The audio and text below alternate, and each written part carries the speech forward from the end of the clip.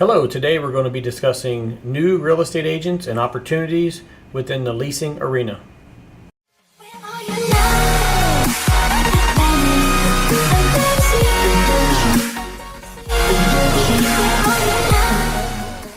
Good morning, everyone. I'm Pete Candelario. Hi, I'm Jason Bridgeman. And today's episode, we're actually going to be talking to real estate agents. There's a bad misconception among real estate agents that normally you don't want to work with renters or with rentals altogether because if you get stuck, and that's what they say, if you get stuck in doing rentals, you're not going to make the money, I guess, that most real estate agents get into the business for. So today, our topic is mostly for new real estate agents, but can be used for real estate agents that have been around. Actually, real estate agents that have been around for a while do rentals because they know that helps them with their database. So I'll let Jason start talking about the opportunities. Yeah. One of the things that I focused on, I got my real estate license about 17 years ago and went through the same type of challenges that lots of new agents face, and actually did what a lot of agents do. And this don't happen with every agent, but I did what a lot of new agents tend to do, and struggled for some time within the industry, and then actually went back and took another job. I went, and not a lot of people know that, but I went back to base and took a job as a protocol officer down at Lackland, just because I was having a hard time finding my way and figuring out what I wanted to do, what facet of real estate did I want to get into. And at one point in time, my mentor Quincy said, look, if you want to supplement your income, if you want to create an additional stream of income, and you're not finding the buyers, you're not finding the sellers, take an opportunity to start capturing some leads from either other agents or property management companies within San Antonio that need help showing their vacant properties or their properties that are coming back up for lease. Start helping and start contacting some of those different agencies and those different realtors and saying, look, I'm available for showings. I'm available to go out and show properties for potential rental leads. And at that same time, Quincy kind of helped me understand that just because they're asking you to see a rental property does not mean that you don't have the opportunity to convert that individual into a buyer. Right. Because you have to remember that a large percentage of the consumer public has a misconception themselves that they can only rent. Mm-hmm. And what I quickly found out was that if you educate these applicants and you educate those individuals, that you more than likely could buy a home for what you could lease a property for. Exactly. And I ended up getting very good at converting potential rental leads into buyers. And at some instances, it may not have been at that point in time. They may have rented for a year. They may have rented for 2 years, and then they came back to me. Right. And they said, hey, you helped us find this rental property, which I made a commission on when I found them the rental. I made a commission. Obviously, it's not equivalent to a commission you'll make with a buyer. General sales.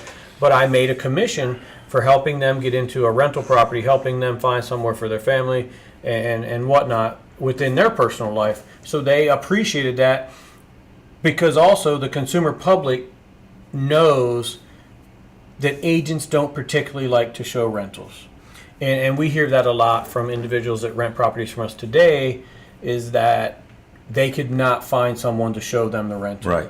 Or they felt rushed, or they felt like they were not a priority. Hey, we'll show it to you, but I can only show you one. Yeah, or, hey, a lot of agents, they focus on the general sales side. Right. Because obviously that's the bigger commission, but they're not looking into the future, right? So you said you found them a place to rent. They were there for a year, 2 years, but you're working those leads, you're staying in contact with those leads, and then eventually they actually bought properties from you, right? Or bought a property from you. And that's how it usually works. I mean, a lot of agents, I think, when they come into the business, and let's be honest, they come into the business to make money, right? Correct. And they're not making the money that they want to make within the first 6 months or 9 months of becoming a realtor, and a lot of them quit, right? But they're not looking at the opportunities that helping renters get into properties would give them in the future, right? Future commissions, basically. Plus, you're taking care of people. Well, I taught some leasing classes with Keller Williams here for several years downstairs, and that class was aimed at new real estate agents. And I would tell any real estate agent the same thing that I told those folks. And I think through those efforts, we actually saved a couple people from leaving the industry. You could go talk to Renata downstairs, that's now a highly successful real estate agent, highly successful staging company that was really thinking about going in a different direction with her business. And now, through working rental leads, she's in the business and she's flourishing within the business. And I think the key to new agents working any type of lead is you have to stay consistent at it, and you have to have kind of be multifaceted at it, right? You add that opportunity to what you do. Your repertoire, yeah. Add that to what you do. So if you, when I was doing it, I said, you know what? If I can get 8 to 10 people into a rental property every single month, you're typically getting a commission anywhere between $300 to $500 per property. And if I can assist 8 to 10 families finding a home that meets their needs for whatever period of time that may be, that could be anywhere from $3,000 to $5,000 a month off of showing rental properties. But then I'm going to take that lead and I'm going to keep it and I'm going to nourish it, and then my end goal is to help them find a home. One, so they find a home that they own, and two, so they stop paying rent. Right. So the rental aspect of it is a necessary evil in some people's lives, just based on what's going on, the time they're going to be here, the time they're not going to be here, whatever is going on with them, their financial situation. So I never looked at it from the aspect of, I'm going to get these people in a rental just to make a commission. Yes, the end result was that was what I needed. I needed to make money. But the end result being, look, we're finding these people homes, right, temporary homes, with the end goal of getting them out of leasing and getting them into home ownership, so they're not just throwing money away. And if agents are inquisitive, or agents want to know about that, we would love to meet with them. We would love to sit down with them and say, look, here's an opportunity to help yourself stay in the business. Here's an opportunity to start working with companies that need your assistance. Because I believe the majority of individuals that are trying to lease properties out around San Antonio need help showing those properties that are vacant or are going to become vacant. And the key to all of what we just discussed would be working the rental leads properly, knowing how to work those rental leads. Because the flip side of that is, if you're working them improperly, you're going to get frustrated and you're not going to show rental leads. Right. But if you do them correctly and you follow the steps properly to show rental properties, you'll make very good money doing it, and it will then propel you into other aspects within real estate. I consider that would be one of the basics of becoming successful in real estate. Would be, if you're starting out showing rental properties and you're working rental leads, you're starting out at the bottom of what happens within this industry. And that will propel you into working with buyers, working with sellers, working with investors. So don't become discouraged and leave the business because you don't think there's opportunities there that you can take advantage of. Come talk to myself, come talk to Pete, come talk to anyone within our office, and we can help you learn how to work those rental leads properly, to propel yourself into bigger and better things within the industry. And there's plenty of leads. I would say during the peak season between April and August, it gets kind of crazy with all the individuals that are moving, right? Especially individuals PCSing in, or just individuals moving in general. I remember when you and I first started 6 years ago.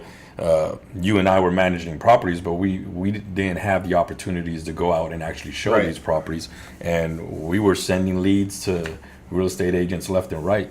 In fact, Brandy was one of the Brandy was agents, one of them, and she took those leads and she showed the rentals, and now she's crushing it. now she's crushing it because real estate. she has buyers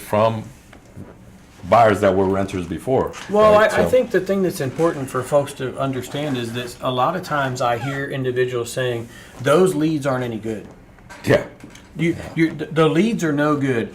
What I look at is every time you get a lead, whether it's one or it's 100, whether you consider it a good lead or you consider it a bad lead, that's an opportunity for you to hone your interpersonal communication skills, and that's an opportunity for you to excel at how you're working leads, how you're qualifying individuals, how you're helping people. Right. So if every lead I sent you was a good lead, you would never know how to work someone that actually needed your help and needed your expertise to understand their situation. So I think all leads are good leads. Right. You just have to hone your profession of working with those individuals.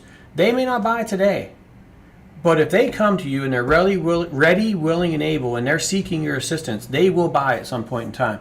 And if you just blow them off because they're a bad lead, no, you might be a bad agent, right? So if you need help, we'd love to talk to you about it. We'd love to discuss it and help propel you into bigger and better things within the real estate industry.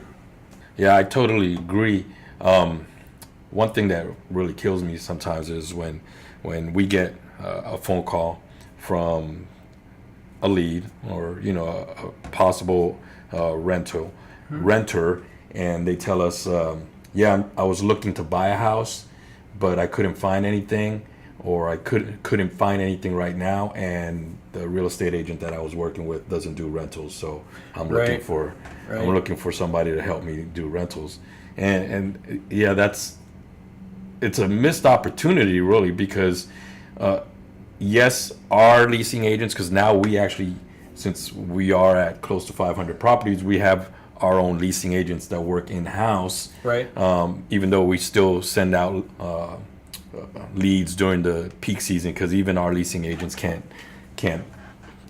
I can't communicate with all of them. It's But very difficult It is. to keep up with the number of leads that come off of Right. a larger portfolio. But it is a missed opportunity for that other agent, because now here's our leasing agent showing this property, and most likely they're going to establish that relationship with that tenant when they find them a place to live, Well, and they still yeah. communicate with them. And at the end, that applicant or that tenant is going to try to decide, who am I going to get to help me buy a house now? Is it going to be the individual that just helped me, or the other individual that said, no, I'm not doing rentals? Well, we've heard that in the past too, and then it puts us in an interesting situation. It puts Right. us in a little bit of predicament, because we don't want to keep anybody's client, but then Yeah, we don't want to step on anybody's toes. an agent will a potential applicant or potential client will call and say, hey, I've been looking at homes with XYZ, and I'm not going to buy now, I'm going to rent, and they don't do rentals. So one of our agents finds them a rental. Then 2 years later down the road, they're like, hey, we're ready to buy. And we're like, well, you need to go back and talk to such and such. And they said, well, no, they didn't want to help me find a rental. I don't want them to help me buy a house now. So it's kind of danged if you do, danged if you don't type of scenario, to where if you get a lead, you just need to work that lead, and you need to, in my opinion, we need to help them find whatever it is they're looking for. But I know that don't always happen. But I do understand that there is a huge opportunity. It's getting close to 50% of the United States. Yeah. 50% of the United States now is turning into non-owner occupied property. So the rental market is growing at a fierce pace which statistics say that's only going to continue. Rental properties within the United States is only going to grow just based on different financial aspects and financial capabilities or abilities of people going forward. Well, not only that, but just the work environment now, right? A lot of people are all over the place, so they don't want to actually purchase a property because they don't know if they're actually going to stay in that Right. city, They state, may be leaving. whatever. They may be leaving. Just because of the big industries, and it's not just the military anymore now, right? It's a lot of the A lot of your tech companies, Yeah, tech a lot of companies. your medical companies. exactly. They're constantly moving, so why purchase a property? Yeah, logistical companies, things that are Right. going on with Amazon and warehouses and just different things. Different things within the United States and within the world are dictating that people move a little more often. But I do believe and think it will come true in the near future is that agents are going to have to make a shift to incorporate rental leads and rental prospects into their environment, just based on the demand of those rental properties. So it's going to be very interesting. But I do know the opportunities there, and I would assume, and not assume, but I would guess that the topic of this video is aimed at frustrated agents. Don't get out of the business. Frustrated agents, come talk to us. Come establish some type of relationship with property management companies that can get you those leads. We don't follow up with these agents and say, hey, was that a buyer or was that a renter? So again, that's another opportunity to where they could take a potential lead that was wanting to rent, and they converted them into a buyer. Right. Is that a missed opportunity for us? Yes, but that's also assisting that person getting into a property and helping that new agent build their clientele, build their sphere of influence, and keeping that sphere of influence. That's what we see as we go back and ask some of these agents, hey, we sent you 25 referrals in the last 6 months. Have you been reaching out to them? And they don't. They stick them into a rental, And they then forget 'em. They Yeah. forget about them. And again, that CRM, that sphere of influence, that continual touching of those individuals. Statistics say if you're putting 100 people into a rental property in a year, you should get X amount of percentage back on a continual evolving basis that end up purchasing a property. So the opportunities there, they're vast. We have them. We have lots of leads. And again, as Pete said, our in-house leasing agents can't possibly keep up with the number of inquiries that we get on a daily, weekly, and monthly basis. Right, exactly. So if you do get into showing rentals, get with your property management company. If you're in San Antonio, you want to get with us, you can get with us. It is a different world. There are things that you need to learn, especially like screening criterias and things to look at when you're actually showing rental properties. And we can talk to you about some of that stuff. We will actually do some future podcasts on the different those different topics as far as screening criterias and Well, that's what property code stuff and things of that nature for you to learn. I would say don't get sucked into the pitfalls of showing rental properties without knowing how to do it properly. Right. Because that will discourage you Exactly. quicker than anything. So if you want to add this opportunity as an additional revenue stream to your business, and you don't have to be doing bad. You could be doing great, but you're just like, you know what, I need an extra $500 to $1,500 a month. I want to use rental properties to pay my car payments. I want to use rental properties to pay my house payment. So you could be doing great within the industry, but you want to add an additional revenue stream. You have a spouse coming into the business. You have a family member coming into the business, and you want to show them how to add additional revenue streams. So I don't want this message to be misunderstood that this is only for agents that are struggling. If you want to add an additional revenue stream to your life and to your real estate career, get with someone that can show you the proper way to do it before you get into it, see the pitfalls, experience the pitfalls, and then you're completely discouraged. And you're like, I'm never going to show rentals again. Right. Because it is a huge misconception that you cannot make money showing rental properties. We know individuals making $65,000 a year with us 1 year showing rental properties. So And that's an additional form of income. it's an additional stream of income for them. Right.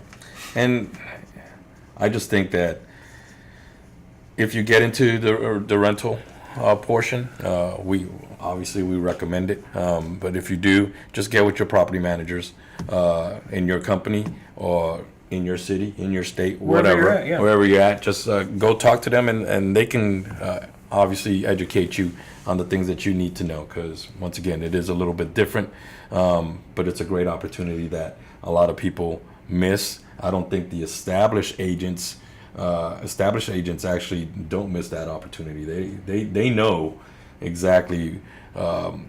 Basically, they don't want to lose a lead, right? Yeah, I mean, at all. So established agents know the opportunity. They may not show the property or show the rental properties themselves. They may have agents underneath them that do that, but they're not just going to blow them off, basically. Yeah, I mean, teams that are performing at a very high volume have someone within their team that captures every single lead that comes in, regardless of what that lead is inquiring about. Teams that are clicking, teams that are performing at a high level, they're going to capture every single one of those leads, and that should be everyone's goal. Exactly. Capture the lead and service the client, and help them get what they need, because it may not be the huge, granddaddy commission that you want right now, but if you do what you signed up to do as a real estate agent, it will come in the future. They are going to buy in the future. They are going to sell in the future. They may hook you up with an investor in the future. The key with it is you may not know who that person is that's looking for a rental, but you also don't know who they know. Right. And that's what I found in my career is treat everybody the same, because you don't know who they know. That person may know someone that wants to buy 100 homes. Yeah. So, and more importantly, obviously, is helping people, right? Helping them meet. That's their why goals. we got into business, is to help people find places to live, no matter if they're renting, buying, whatever. So, all right. So we're gonna cut this short now. Please check us out on our YouTube channel. The link will be at the bottom. Hit the thumbs up, thumbs down, comment below. Let us know any topics that you want us to cover. Follow us on Facebook. Follow us on Instagram. We have an Instagram account. Right. And like us on Facebook. We do put out some content out there. Trying to keep it short. So next week's topic will probably be some kind of maintenance topic. Yeah, next week we're going to discuss some things with vendors, with maintenance issues, maintenance items that we see pop up on our radar. So stay tuned for next week, and look forward to seeing you. Have a good weekend. All right. Take care now.